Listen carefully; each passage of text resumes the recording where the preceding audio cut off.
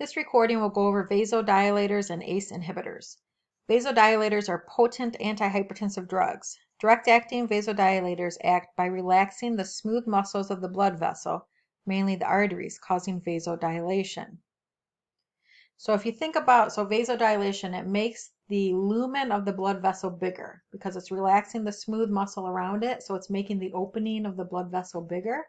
So that means there's less pressure within the blood vessel.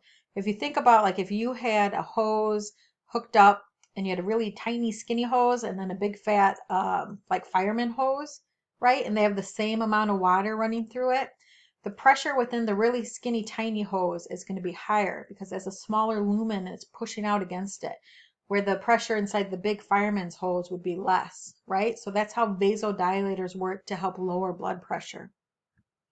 Vasodilators promote an increase in blood flow to the brain and kidneys. With vasodilation, the blood pressure decreases and sodium and water are retained, resulting in peripheral edema. Diuretics can be given with the direct-acting vasodilator to decrease the edema.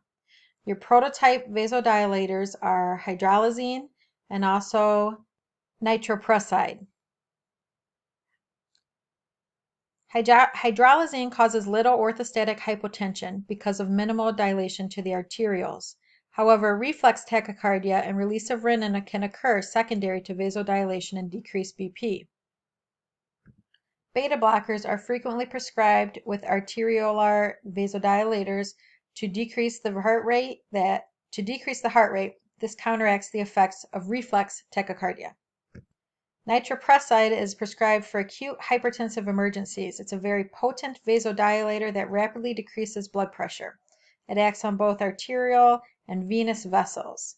And think of nitro. I know we've talked about nitroglycerin, so when you see that nitro, you should be thinking vasodilator. In terms of side effects and adverse reactions, the effects of hydralazine are numerous and include reflex tachycardia, palpitations, edema, nasal congestion, headache, dizziness, GI bleeding, lupus-like symptoms, and neurologic symptoms such as tingling and numbness. Nitroprusside can cause reflex tachycardia, palpitations, restlessness, agitation, nausea, and confusion. Angiotensin converting enzyme inhibitors, or ACE inhibitors, work by inhibiting an enzyme that plays a role in the renin-angiotensin-aldosterone system. When angiotensin converting enzyme, or ACE, is inhibited, it in turn inhibits the formation of angiotensin II and blocks the release of aldosterone. So if you go back and review what the renin-angiotensin system does, and again, normally if renin is secreted, it results in an increase of blood pressure. So ACE inhibitors and ARBs interfere with that system to help lower blood pressure.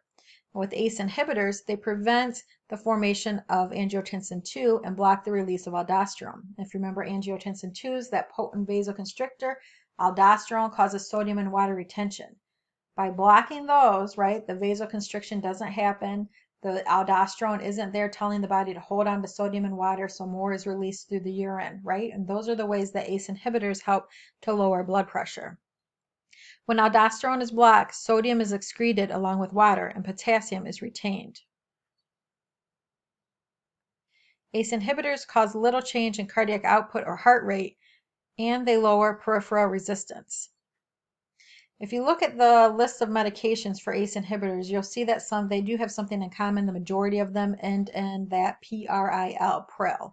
So that's an ending that you definitely want to recognize as a sign that you're dealing with an ACE inhibitor, the ending of PRILs.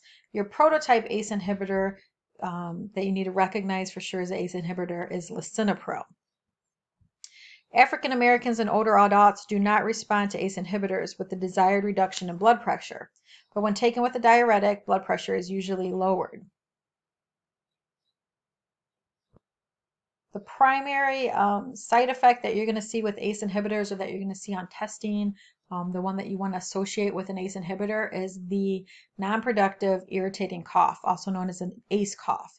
So sometimes the patient may have a side effect of this irritating cough, and it's due to the medication, to the ACE inhibitor. And if the patient is experiencing that, the cough goes away when the medication is stopped, and usually the provider will switch them over to an ARB to help control the blood pressure. Other side effects include GI issues, nausea, vomiting, diarrhea, headache, dizziness, fatigue, insomnia, serum potassium excess, right? So hyperkalemia is something we'll be watching for in our patients who are taking ACE inhibitors. Hypotension, obviously, because of the vasodilating effects. Angioedema or swelling of the face, that's another important thing to associate with ACE inhibitors. So angioedema results in the swelling of face, tongue, lips, mucous membranes, larynx, and extremity edema. And frequently you'll see it when you hear angioedema, they're talking about like facial swelling. So this is a big safety concern, right? Because if my face is swelling, my lips are swelling, my tongue's swelling, we're worried about airway. So if you are working somewhere and a patient comes in with angioedema, for sure getting a drug history is important. Did they start taking ACE inhibitors? Could that be the cause why they're having this edema? And then it can progress to an emergency situation where the patient ends up being intubated and all that good stuff. But just know that the big ones, again, irritating cough, angioedema, and then the other ones you should be familiar with also. All right, contraindications. So ACE inhibitors should not be given during pregnancy. This group of drugs should not be taken with potassium-sparing diuretics such as spironolactone or with substitutes that contain, because they usually are higher potassium, because of the risk for hyperkalemia. Please review the Purple Nursing Process box for ACE inhibitors on your own. It contains a lot of good information and serves as a good study guide.